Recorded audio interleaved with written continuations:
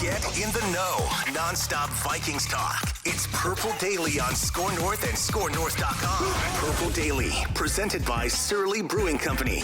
Have you paid attention to sort of his game from afar? Obviously one of the better ones in the league. So yeah, you talking about Diggs, right? Yeah. Yeah. Oh, for sure. Yeah. I mean, every single week, he's a tremendous player. I love him as a player and as a person. I got to talk to him, a little bit more after, we traded and got to really know each other. And, I definitely, love him as a person. And, I respect his game and only want the best for him.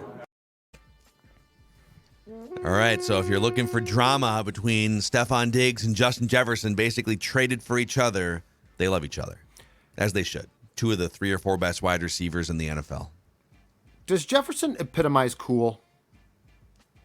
Like, he seems like Wow. He comes off really existential question. But I mean, he epitomizes cool. He seems like a really good guy, a very decent guy.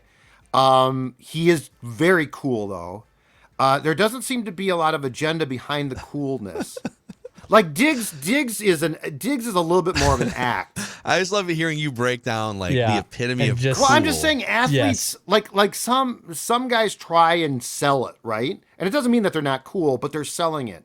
I feel like Jefferson naturally comes by cool. Well, how would you define being cool? Likeable, but like, whoa, this guy has it. Like, again, it's the it. It's hard to define, but like, I don't feel Justin Jefferson is trying to sell something he's not. Like with Diggs, he's got sort of the mysterious thing about him, and he's cool, but he's working it a little bit more. Justin Jefferson seems to embrace himself, but unlike with Kirk, who's just like me, a nerd or a geek, Justin Jefferson seems to be really, really cool, and it seems to come completely naturally. I thought Arthur Fonzarelli was the epitome of cool, right? Leather jacket, slicked hair back. Got all the girls, could hit the jukebox and start it up. I think if Justin Jefferson were to mix in a leather coat and like a catchphrase, he needs a catchphrase of some kind.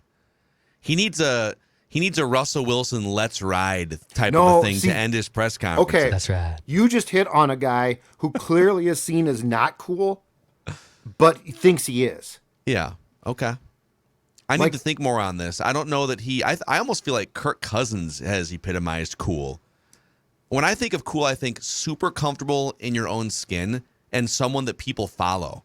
And Kirk Cousins has become that in 2022. And some sort of iconic catchphrase, which he has.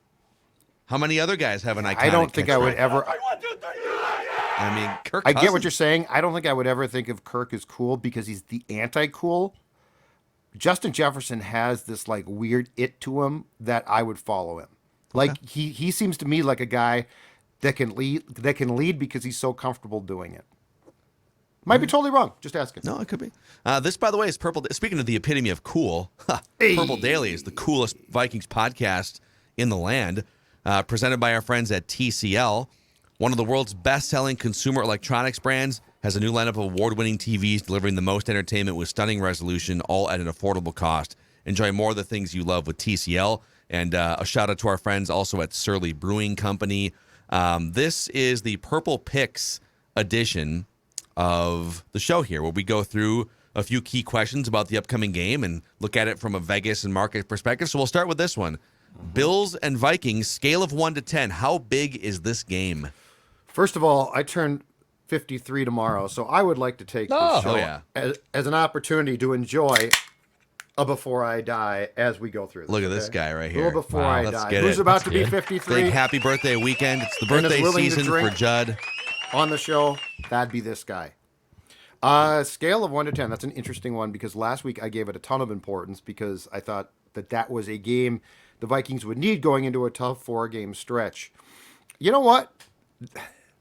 This game's interesting. I'm with you, Phil. I wish that I thought Josh Allen was going to play because I would really like the Vikings to be tested ultimately, and they certainly won't be if Case Keenum plays.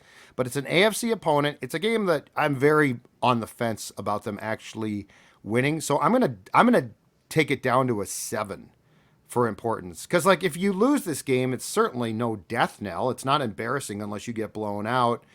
It's a non-conference opponent. I really think the Washington game in the big picture of life was more important. But this is going to be a great test, so I'm not going to dismiss it. I'm going to give it a 7. Okay, Dex. To me, it's a 6. This is a bit of a house money game for me. You're playing a backup QB. It's non-conference. It's against a really good defense. So don't get me wrong. If you still won this game, I think you earn a little bit more respect. But with Josh Allen, if he indeed doesn't play, then I think it's more of a house money game. And you could still go in there and prove to the rest of the NFL that you can hang against a really good defense. But for me, it's a 6 out of 10. I said this last week that there will be no game if they keep playing at the top of the NFC here. There will be no game below a 7 for me. Every game is important because you need to stack wins to get the highest seed possible. Which is I'm looking at them making a playoff run here if possible. So, but it's a 7. It's not like an 8 or a 9. It's kind of on the low end of my current scale. If Josh Allen were playing at full strength, it would be closer to a 10 because it would literally be like, how good are you litmus test. Sure. So it's hard to say that if Case Keenum is playing, but, and we'll get to more of this throughout the questions here, the Vikings offense versus the Bills defense is closer to like a 9 or a 10 if we were just looking at that matchup, because that is a litmus test. Yep. Road, maybe the best defense in the NFL or close. How does your offense perform against it? Do they just get stifled? Do they crumble? Do they disappear again for an hour of real time? So overall, it's a 7. They are 6-1 in conference, by the way. This is a non-conference game. Right. But that's the second best NFC conference record behind the Eagles, who are 5-0 in conference. That's an important one if there eventually are tiebreakers for that. Let's say, you're tied with, I don't know. Let's say it's Dallas and Seattle or something for the second seed, or 49ers, and it goes to conference record. Well, you want to be 6-1 and improving in conference to have that. Okay, next question. Is anyone playing or coaching for their job this week? I'm going to say flat out no. Joseph might have been maybe a little bit last week, but clearly made 2 key field goals. We talked about on yesterday's Mackie and Judd, Ingram, who I think we all agree might be prone to being benched, but O'Connell has shown no predisposition to benching offensive players. So I'm going to say absolutely not. This one, there is no one playing or coaching for their job. I don't know if there's anyone coaching for their job, but I'm not going to get a full panic on this yet, but with Ed Ingram struggling basically all season and Ezra Cleveland coming off the worst game of his basically career yet last week, where he had a 0 pass protection grade, I believe, on the offensive line. Yes. Are other teams starting to realize, hey, that interior is actually a lot leakier than it seems, and we're going to blitz the hell out of it? You have a center that's banged up. I would start to kind of not panic, but start really watching interior line play, which has been mostly very solid this season. But I would start to look at that area of, oh boy, if that was a fluke for the first 6 games, that interior line looked really well, because now that other teams are starting to exploit it a little bit, that would be a little bit of a cause for panic for the offense. This is now like the 3rd or 4th week in a row that I will say Ed Ingram is playing for his job. Obviously, I've been wrong to this point, but he's been the weak link along the offensive line. Like Declan said, Cleveland had a bad game last week, but he's had a decent season. He's been a little rougher, and Bradbury's banged up. What's his injury report status? He's on there, but questionable. He didn't practice Wednesday. He practiced Thursday, and I'm you know what? An ankle for a guy like that, I bet he's not. I bet he is on the report, but is not designated, because I'm sure he's going to start. Just tape that thing up. He's an offensive lineman. Ask Boone. If he didn't play, I'd be done. Yeah, I agree. Tape the ankle. You're right. Okay, what's the biggest storyline you're interested in this week? So from the standpoint, from a football standpoint, I think it is an evolving and not always great offense against the Bills. Very good, top ranked in scoring defense. But personally, for me, it's Jefferson Diggs. It's Jefferson Diggs. Like, I mean, that trade. Do you guys realize how closely that trade turned out to being a disaster? Like, if you take the wrong, or I should say this, if Justin Jefferson had been respected enough to go where he properly should have, that pick could have been anything. And anything short of Jefferson might have been a damn disaster. So I think it's those two, and there is no question on both sides. There is going to be a desire to really play well. Like Diggs is going to want to get back at his former teammates. Jefferson has a ton of pride, so he's going to want to show Diggs, hey, dude, I'm better than you. So I think just from a fun standpoint, it's going to be those two, although they're not going to go against each other. I think that is a juicy storyline of Justin Jefferson and Stefon Diggs. For me, it's the Vikings going against another really good defense in Buffalo. So last week, Washington kind of smashed them in the face without Chase Young, too, by the way. Like, if they have a healthy Chase Young, that might be a different ballgame for Washington.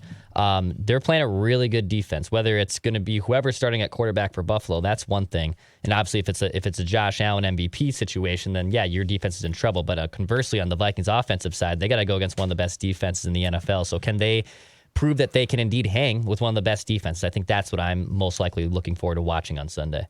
I'm actually and I agree with those two storylines, but I'm actually curious about Case Keenum, Stefon Diggs playing together really for the first time, with Case Keenum starting since the Minneapolis Miracle. Well, I guess they played together the game after that too, but we don't talk about that game around these parts. Too much trauma. I think those guys in a different uniform connecting on the field here is just kind of an interesting thing to see. And those guys, I don't think there's any like animosity toward this version of the Vikings that those guys have. Right. Any feelings would have subsided a few years ago. But maybe for Case, there's a little bit of an element of, all right, the last time I played my old team, I didn't quite stick it to them. So now that I have a better vehicle to drive in here, maybe I can. So I'm curious to see kind of what that looks like. And Phil, just quickly as well, on the Bills defense, which is good, their injury report designations for this game are out. Greg Rousseau, left defensive end, is out. Their starting middle linebacker, Tremaine Edmonds, is questionable. Their starting left cornerback, Tre'Davious White, is questionable. Their starting strong safety, Jordan Poyer, is out. And their starting free safety, Micah Hyde, was placed on IR a few weeks back. So again, the Vikings are going to get a defense here in the Bills that's depleted. I'm not saying it's going to save them, but it certainly should help a little bit. Yeah. So Jordan Poyer leads the Bills in forced fumbles. Yep. I'm sorry, I take that back. He leads the Bills in passes defensed. I was looking at the wrong category. Greg Rousseau is second on the Bills in sacks. He has 5 sacks. Von Miller has 7 for the Bills. They haven't been a huge sack team, but they do get some pressure. Mm-hmm. But yeah, this is not the same Bills team that other teams have gotten. So that is definitely a story here. Okay, next question for you guys. Who or what scares you the most about the Bills this week? I think probably at this point, Stefon Diggs does. Here's what's weird about the Bills. So the Bills, I looked this up last night. Excuse me. I just got a doogie like frog in my throat. Take a sip of your syrup. I got a doogie. Wait. That's a good idea. I'm getting old. See, that's the problem. I looked this up last night. Stefon Diggs. Cookie is for cookie. Connection. That's good enough for me. Stefon Diggs, 8 games, 60 receptions, 83 targets, 7 touchdowns, 857 yards. Their second leading wide receiver, Gabe Davis, 7 games, 18 receptions, 38 targets, 4 touchdowns. So the point is this. If the Bills are going to win this game offensively, Stefon Diggs is going to have a big game. Now, it'll be interesting to see what the Vikings do matchup-wise, too. Because not that Cam Dantzler has been great, but he's a starter. He's out. Evans is going to start with Peterson. So do you try and follow Diggs with Peterson, which might not work? So the matchup that intrigues me the most is Stefon Diggs against the Vikings secondary, because I think that could get very intriguing. No. Could be bad, too. I just don't know. Yeah, I agree with Judd that I think just having a motivated Stefon Diggs is potentially dangerous, even with and Cam Dantzler obviously missing time from practice and obviously not playing, that you're going to be without one of your best cornerbacks. I know Pat P's been awesome, which is great to see, and we'll see how Caleb Evans probably draws in and how they just want to fill those shoes with Dantzler being out. But I think just a motivated Stefon Diggs, who's probably really hungry to face his former team, that definitely probably scares me the most. I'm going to say, in addition to Stefon Diggs, the thing that scares me the most is the general environment. Orchard Park, wind, tables, 30-ish degrees, flaming tables on the outside, lubed up fans. It's just generally become a very difficult place to play and win. And credit to Kirk and the boys for, I wouldn't say Washington was a hostile environment, but they were mocking him with chants, and it was a road game, and the defense was pinning its ears back. So they did pass a test last week. This will be another test environmentally. This is not a team led by Kirk Cousins that traditionally goes on the road over the past 5 years and beats really good teams. And it's going to be cold. It's going to be cold, windy. Weather's going to be an impact. You're right. So there's going to be some things to overcome here this week. All right, we're going to pick the game here in just a moment. But if you're looking to get a little more sweat on the game this weekend, maybe underdog can be your friend.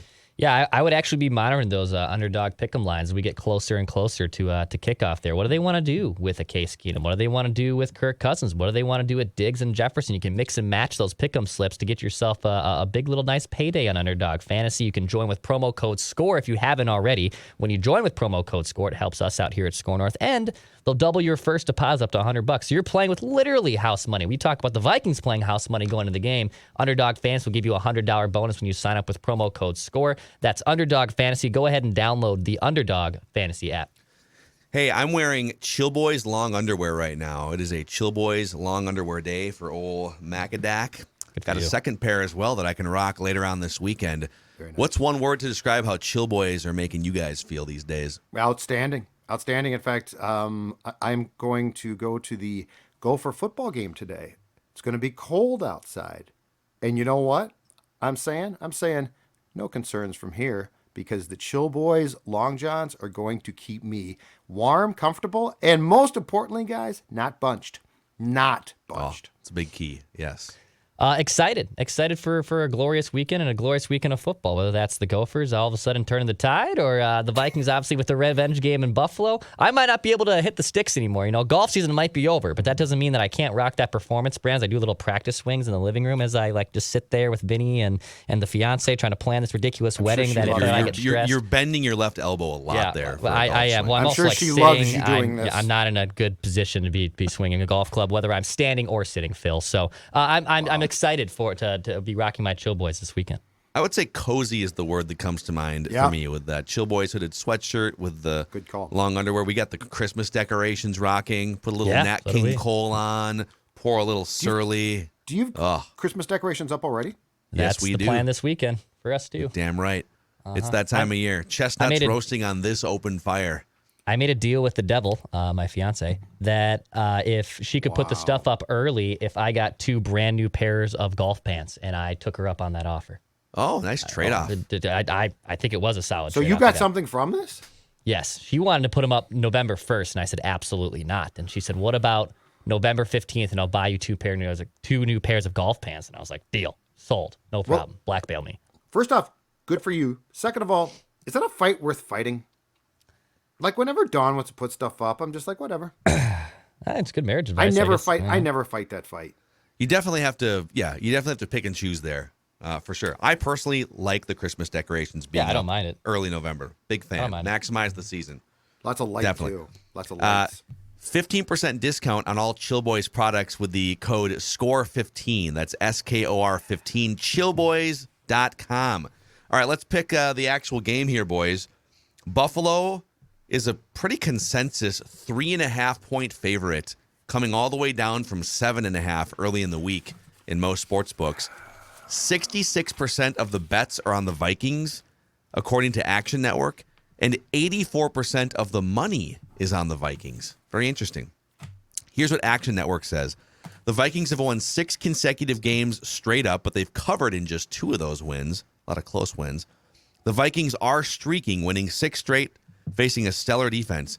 Teams winning 6 consecutive games or more and facing a defense as good as Buffalo's are 33-24 against the spread over the last 20 years. Here's a Kirk Cousins nugget that you guys might enjoy. So in his career, he is 65, 64, and 2 against the spread. Almost exactly 500 against the spread. In noon games, he's 45 and 34 against the spread. So 11 games over 500.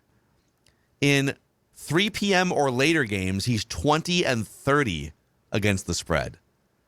So the Kirk Cousins noon thing applies to his team's performance against the spread as well. Sure. The Vikings are 7-1 this season. They opened as a 7.5-point underdog on the road. They are the first team in their 9th game or later to have this good of win percentage and open as a touchdown underdog in a decade. The last team that was this good this late in the season record-wise and was opening as a 7.5-point underdog was, coincidentally, the Alex Smith Chiefs in 2013, and they lost that game 27-17 against the Broncos. So there's all sorts of food for thought for you guys. Mm-hmm. What do you think? Who wins? Who covers? What's going to happen here, Judd? All right, so the Vikings will claim that they don't pay attention, but there's no question that there is a feeling that this team nationally, among some, is not for real. Like you're beating up on bad teams, that blah, blah, blah. This gives you an opportunity, no matter who starts a quarterback for the Bills, it gives you an opportunity to make a statement of some sort. O'Connell has done a great job of rallying the troops. This team has its flaws for sure, but as we talked about earlier, Buffalo's going to be without 4 or 5 key defensive players, and Case Keenum almost certainly going to start. All of this leads to this. About 3:05 when we flip the switch on Ventline on Sunday to start taking overjoyed Vikings fans, because the final will be 21-18 Vikings. Wow. Flag. Watch this. Wow. He's waving the flag. He's taking a sip of Before I Die. Yep, Before I Die. Amazing. Vikings win this game. I think this game is a bigger deal to them as far as answering questions than it probably is to us.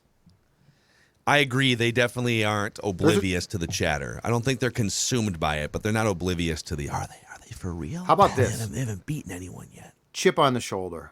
I think O'Connell's very good at, it's not a negative, but I think he's very good at setting a tone. And my guess is his tone has been, there's a lot of people that don't think we're any good. What do you guys think? You know what? Actually, this is for a discussion deeper into another day, but like in a difference between KOC and Zimmer is, oftentimes Zimmer kind of created this separation between him and the team, where it was like, it was we sometimes, but it was also kind of, you guys aren't as good as I want you to be. Yeah. And therefore there's a gap here. Yep. Or he would kind of like, call guys out at the podium or whatever. Kevin O'Connell has a way of making it feel like it is us against everyone. Nobody believes, or you guys faced adversity, and there's more of a we feel to this team than we've had in a few years around here. Post game, every time, what does he say? We have a lot of corrections to make. That includes me, always me. Yes. That's his line. He always lumps himself in. All of us in. Yep. Immediately with, you guys got a lot to fix, but so do I. Yeah. It's very smart. Yeah. I would say, well, Kirk first off is like the noon game messiah. So like if it's a 12 p.m. game, the dude is locked in here, right? Like if it's an afternoon game, the guy's really good. It's in the prime time that he has had a historical horrible record in those situations. That being said, I think this is going to be a pretty low scoring and a murky game, even if the Bills indeed play Keenum. It's a tough defense the Vikings have to go against. I say the Vikings win, but it is 23-21. I don't think they cover. I think they win, and I think it's going to come down to 1 or 2 points.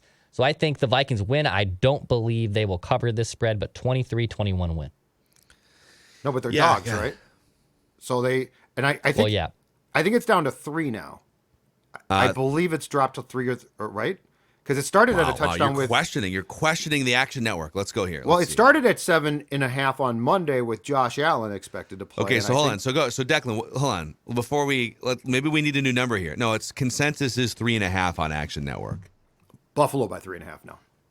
And the best odds you can find are 3.5 right now. Yeah, Buffalo is a 3.5 point favorite. Right. Okay, so sorry, Declan, what are you predicting? 23-21 win for the Vikings. Okay. So the Vikings would win and cover. Oh, they would win and cover, yes. Yep. Okay. So I think this is tough because Oh, come on. I do it, definitely Mr. think the Negative. Vikings are definitely, I think, covering. I think the Vikings are just like the better team with all the injuries that Buffalo has. So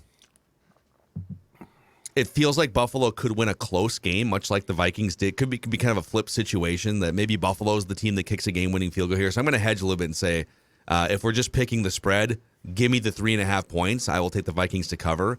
But I could see a world in which the Vikings lose like 21-20 or 20-17 or something like that, and Buffalo wins but doesn't cover the 3. That half point is a big one for me. So Vikings cover. I think the Bills win. Okay. That's what I was going to ask you. So Mm-hmm. you do think the Bills win? Okay. Yes, That's right. I do think the Bills will win this game, even if Case Keenum starts. And if not, cool. I was wrong. We have a space for us to admit that on Wednesdays. All right, there you go. There's your Purple picks here on Purple Daily Vikings Entertainment. We will see you guys tomorrow for Vikings Vent Line right after the Bills and Vikings You conclude. say that, lose all you want. You're a despot.